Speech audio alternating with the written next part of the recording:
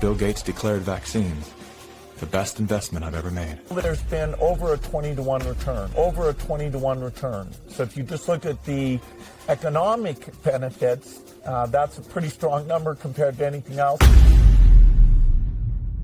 Gates gave hours of videotaped testimony. What were the non-Microsoft browsers that you were concerned about in January of 1996? That month. Yes, sir. And what about it? What non-Microsoft browsers were you concerned about in January of 1996? I don't know what you mean concerned. What is it about the word concerned that you don't understand?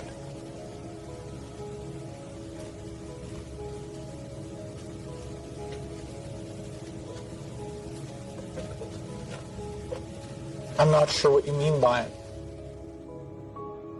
The Justice Department has charged Microsoft with engaging in anti-competitive and exclusionary practices designed to maintain its monopoly in personal computer operating systems.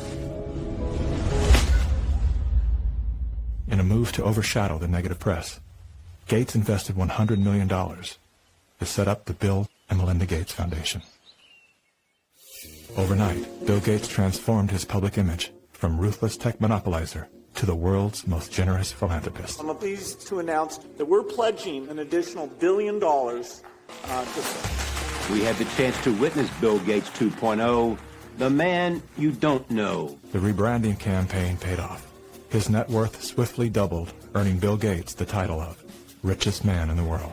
You've invested $10 billion in vaccinations over the last 2 decades, and you figured out the return on investment for that, and it kind of stunned me. Can you walk us through the math? In a Wall Street essay, Bill Gates declared vaccines the best investment I've ever made. There's been over a 20-to-1 return. So if you just look at the economic benefits, that's a pretty strong number compared to anything else. The Gates Foundation expanded rapidly into a massive, vertically integrated, multinational corporation, controlling every step in a supply chain that reaches from its Seattle-based boardrooms to the villages of Africa and Asia. Is the world's largest private philanthropy causing harm? The Bill and Melinda Gates Foundation has made millions of dollars each year from companies blamed for many of the same social and health problems the foundation seeks to address. The Gates Foundation has investments in 69 of the worst polluting companies in the U.S. and Canada. Other companies in the foundation's portfolio have been accused of transgressions, including forcing thousands of people to lose their homes, supporting child labor, defrauding and neglecting patients in medical care. The Gates Foundation has not provided details. William H. Gates III and Melinda French Gates. As a top donor to both the WHO and the CDC, no one man has more power than Bill Gates to influence and control the health and medical freedom of all people. Normalcy only returns when we've largely vaccinated the entire global population. This will be the new normal until a vaccine is developed. Until we find a vaccine, going back to normal means putting lives at risk. We need to produce it and to deploy it in every single corner of the world. Full vaccination of our children and pregnant women. Development of new vaccines, therapeutics and diagnostics. And more effective vaccines and therapeutics are developed.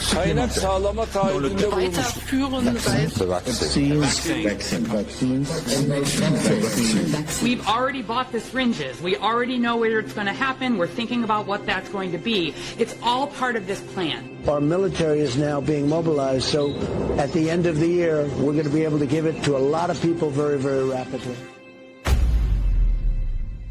In 1986, President Ronald Reagan signed the National Childhood Vaccine Injury Act, granting total immunity to vaccine manufacturers. After a decade of lawsuits related to vaccine injuries and deaths, vaccine makers were going bankrupt. In a move to coerce policymakers, vaccine companies threatened to stop making vaccines until they could be legally shielded from liability. To this day, when someone is injured or killed as the result of an adverse reaction, it is the U.S. taxpayers that pay for the damages. Welcome back. Were several Indian tribal girls used as guinea pigs? The report alleges that 2 American pharma giants untested vaccine was administered to thousands of tribal girls without proper study and paperwork.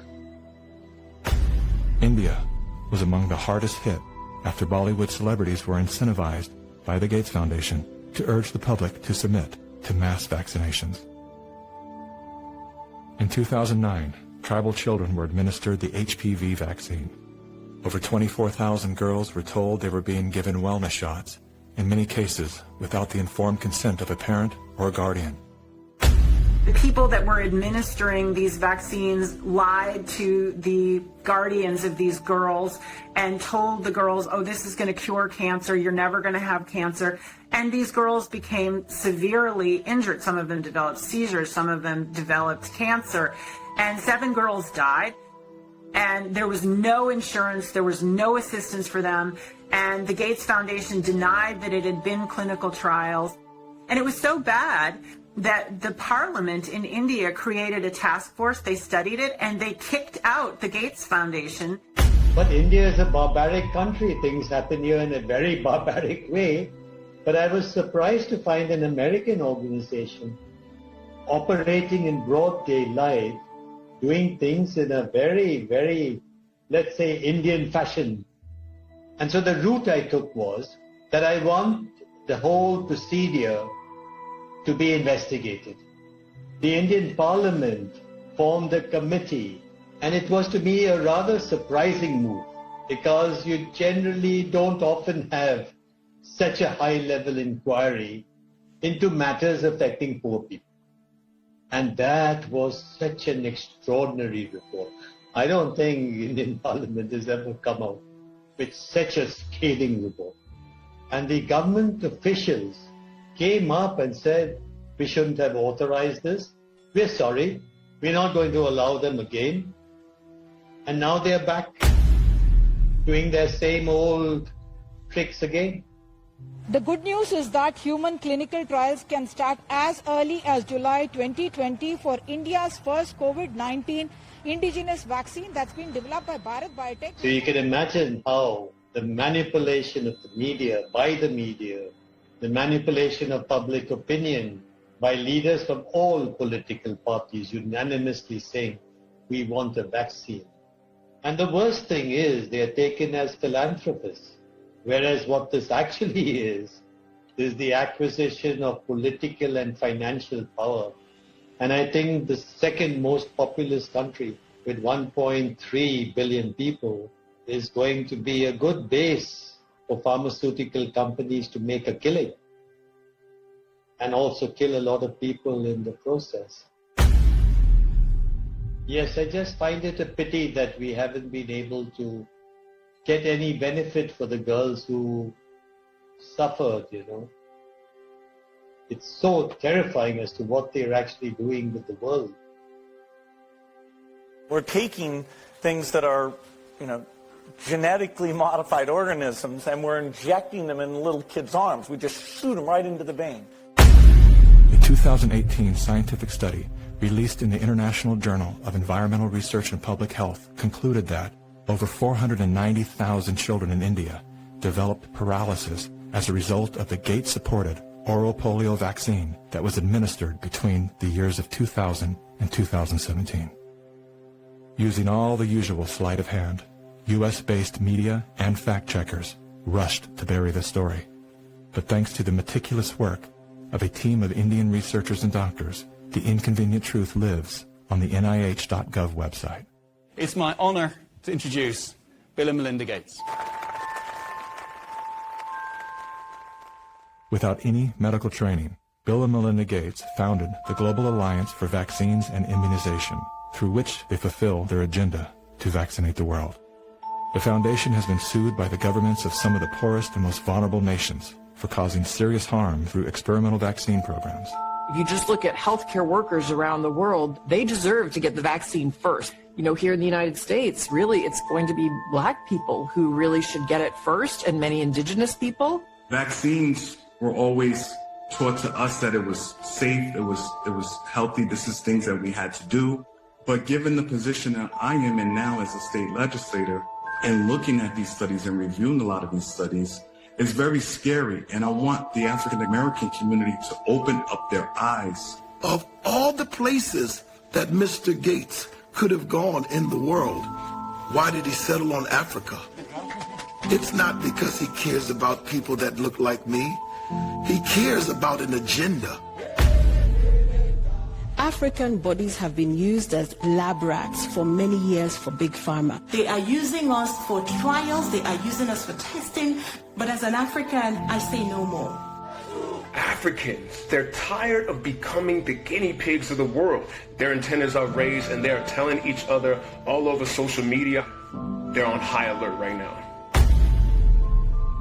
There is a policy of the American government. It's called the Kissinger Report, which was produced in the mid-70s, and it explicitly states that the purpose of the foreign policy in Africa was to reduce the population, because they have great mineral resources there. At the time, Kissinger and those involved with the Carter administration wanted to shrink the population, make sure that the Africans do not develop and do not use the resources for themselves, because we in the States, we need them. There is a concerted effort of foreign powers to control the population of Africa. Some children did survive the botched vaccinations last month and will recover, but 15, all under the age of 5, died from fever, vomiting, and diarrhea. Human errors contributed to the unfortunate deaths of the children. How can you believe Big Pharma but not believe these parents when they tell you that their children have been injured by Big Pharma? I don't care how big this corporate machine looks. As a parent, I can tell you, these people will never stop fighting for their kids.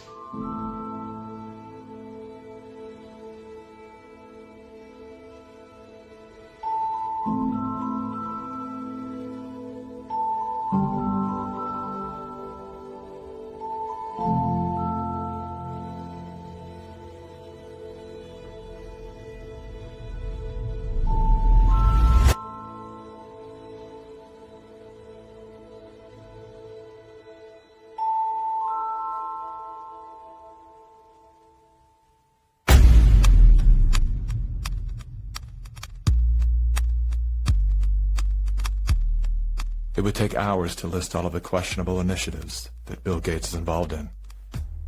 Here's a few of the highlights. Gates is one of the key funders in the stratospheric-controlled perturbation experiment designed to block out the sun in an effort to control global warming by releasing massive amounts of calcium carbonate and other materials into the upper atmosphere. Critics, including environmental scientists, have called the project a global genocide experiment. Gates has invested over $1 billion in Earth Now's global surveillance project. The project will launch hundreds of satellites into space, which will allow for the 24/7 monitoring of all people everywhere. In partnership with MIT, Bill Gates has developed a new technology that allows vaccines to be injected under your skin along with your medical records. The quantum dot tattoo will implant an invisible certificate that can be scanned by authorities using a cell phone app and infrared light.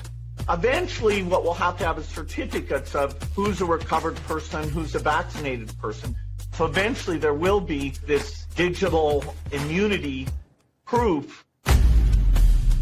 The EPA recently approved an experimental use permit to Oxitec, a biotech company funded by the Bill and Melinda Gates Foundation. In an effort to fight malaria, Oxitec will soon release millions of genetically modified mosquitoes in various U.S. states. According to the NIH website, programs are being developed to allow human immunization via mosquito bite. It was Science magazine that coined the phrase, flying syringes. Would you raise your hand, please? Do you solemnly swear the testimony you're about to give in the matter now pending? A shocking new report from the New York Times sheds light on the connection between Microsoft founder Bill Gates and the late Jeffrey Epstein. You report these two men met at least 6 times. Well, I believe that there were more. This included visits to the mansion, seeing each other in Seattle, flying on Epstein's plane. When flight logs revealed that Gates had been a passenger on the Lolita Express, he claimed that he didn't know that the private jet belonged to Epstein.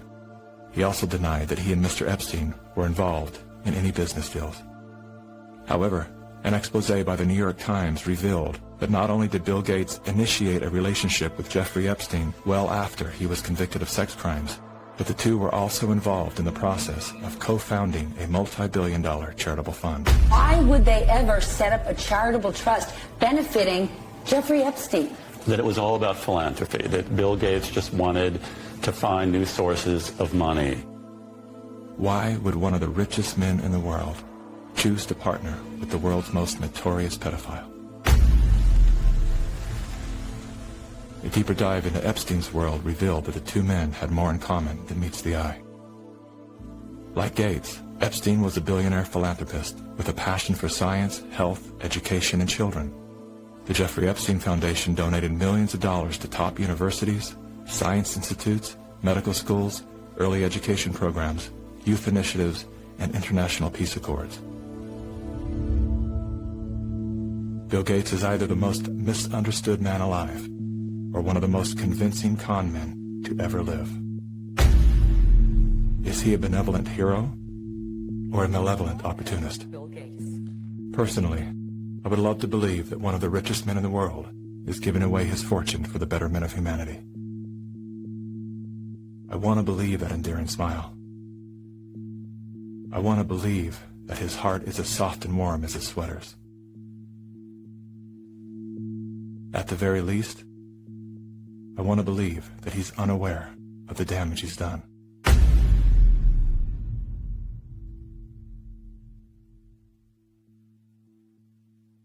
I'm happy to announce that we've discovered a vaccine. We no longer have to live in fear. Everyone can get back to their normal lives. It's the great hope galvanizing the world. A vaccine for COVID-19. But are we being sold a lie? After all, COVID-19 is the 7th coronavirus to strike mankind, and we've never found a vaccine for any of them. The shortest time anybody's ever found a vaccine against any disease that I'm familiar with is about 7 years. The average time is 20. To be talking about a magic bullet coming in months, it borders on the absurd. People like myself and Tony Fauci are saying 18 months. A year to a year and a half. If everything went perfectly, we could do slightly better than that. But there will be a trade-off. We'll have less safety testing than we typically would have. And so governments will have to decide, do they indemnify the companies and really say, let's go out with this? Something that people should know about COVID-19 vaccines is they fall today under the PrEP Act, which came into being after 9/11 and after an anthrax scare. And this law gives virtually blanket liability protection. It's basically impossible to get any kind of compensation if you're injured. So people need to understand that if you take COVID-19 vaccines, you are absolutely on your own. If you're permanently injured, if you lose your job, if your healthcare expenses go through the roof, tough luck. Volunteers all across the country began getting shots today as part of the final phase of testing for an experimental vaccine being developed by the NIH and the drug company Moderna. The side effects for the Moderna vaccine sound concerning. We looked. After the second dose, at least 80% of participants experienced a systemic side effect. So, are these vaccines safe? Well, the FDA, not being pressured, will look hard at that. The FDA is the gold standard of regulators, and their current guidance on this, if they stick with that, is very, very appropriate. And the side effects were not super severe. That is, it didn't cause permanent health problems for the things there. Moderna did have to go with a fairly high dose, and so to get the antibodies. This isn't a vaccine story. This is a population management story. If your goal is to make this beautiful earth that we live on an exclusive playground for the entitled few, then populations that get in the way are a problem. And it is the empirical impulses of individuals who have decided that by outranking the rest of humanity, they can dictate upon humanity the conditions of their existence. Now we need to go and look in families to find those people who may be sick and remove them and isolate them. This bill enables the police to enter a home without a warrant. Madam Speaker, the police have never held that power. We will find out who lives in the house. If it's someone that is refusing, we will definitely consult with our health officer to look into next steps. So the Sheriff's Department and the Health Department showed up at her door with orders for her and her husband to wear ankle monitors. The couple says they never denied self-quarantining. You will no longer be able to leave home. Only one person will be able to go shopping once per day. Recreational activity is now no longer allowed. You will be allowed to have 1 hour of exercise no further than 5 kilometres from your home. Are you serious? Just for not having a mask? For no mask? Are you serious? We will shut you down. We will cite you. And if we need to, we will arrest you and we will take you to jail. You know the old expression about snitches? Well, in this case, snitches get rewards. Some people are ratting their neighbors out, calling the police, but others are turning to the internet, where social distance shaming has gotten ugly. In a time of crisis, trying to force compliance upon a population by making neighbors and friends distrust one another, it's exactly the opposite tactic we actually need. When human societies lose their freedom, it's not usually because tyrants have taken it away. It's usually because people willingly surrender their freedom in return for protection against some external threat. That's what I fear we are seeing now. This is a cognitive dissonant moment, which is being imprinted in your brain, just like remember the Great Depression, remember 9/11. Weapons of mass destruction. We are being conditioned to have the excuse for unbelievable acts of tyranny, which will be justified by remember 2020. And your loved ones, those that die, those that are infected, they're being used as cannon fodder, which is the ultimate desecration of their honor and integrity. And this is also a test of humanity, to see how much of our liberty we will let go before we finally draw the line under enough. Benjamin Rush, a signer of the Declaration of Independence, stated, unless we put medical freedom into the Constitution, the time will come when medicine will organize into an undercover dictatorship to restrict the art of healing to one class of men and deny equal privileges to others. That time is now. Well, this won't be the last pandemic that we face. So we'll have to prepare for the next one. That